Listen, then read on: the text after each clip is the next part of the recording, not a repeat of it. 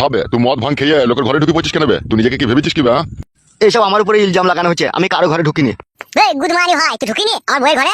এই তুই বকছিস কেন? বড়া বিচার করছিস তো একজন। তুই শুধু ছাড়ছিলি বে ওর সাথে। দেখেছেন জলিল কাকা আমাকে আবার এর সাথে ফাঁসিয়ে দিচ্ছে। এই আমার দিকে তাকা।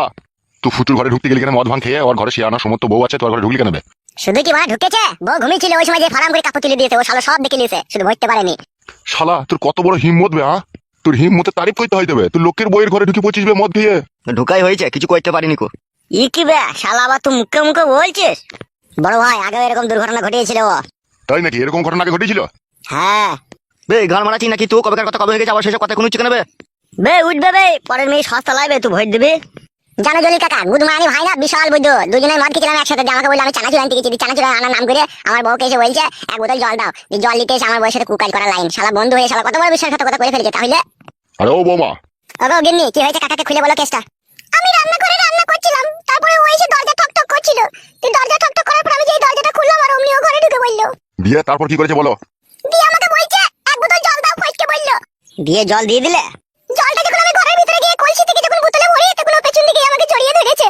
জড়িয়ে ধরে আস্তে আস্তে আমাকে বলছে আমি তোমার পেছনকার কাপড়টা তুলছি, একটু টুকুস করে হইব। দেখেছেন কাকা, দেখেছেন? তাহলে কি বলবো বলা বেলা। শালা এরকম সমাজ বিরোধী বৈধ হারামি ছেলে যদি পাড়াতে থাকে, পাড়াকে পাড়া নষ্ট করে দেবে তো তাহলে। গুদমানি ভাই না খুব চোখের দৃষ্টি খারাপ, শুধু মেয়ের উপরে কোন নজরে তাকাবে শালা।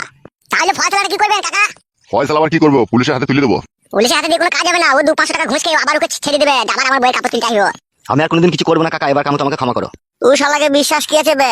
এখন পেছন দিয়ে তুলেছিলি, কাল আবার সামনে দিয়ে তুলে দিবে সে।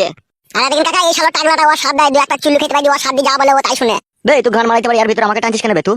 তুমি গুদমানি ভাই সাধু, তুমি লোক দেখো, আমি জানি না তোমাকে। দেখেছেন কাকা আমাকেও ফাঁসিয়ে দিচ্ছে, তাহলে কি বলবো বলো? গুদমানি ছড়ারা এমন এমন কাজ করছে, বিচার করা কঠিন ব্যাপার হয়ে গেছে। বললাম তো আর কোনোদিনও কিছু করবো না, এবার কাম তো ক্ষমা করো আমাকে। তো গুদমানি ভাই ক্ষমার যোগ্য হবে?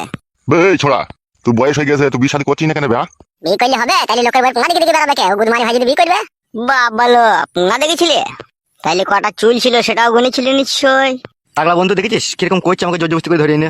হবে তোকে জোর জবরদস্তি করে ধরে আনা হয়েছে এরো? হ্যাঁ তাই তো বটে, মানে আমি কিছুই তো করিনি কো, আমি ভোটতেও পাইনি কো, শুধু দেখেছি মাত্র, তার জন্য এত কিছু। ভাই গুদমানি ভাই তুই দেখবি কেন রে শালা হারামি?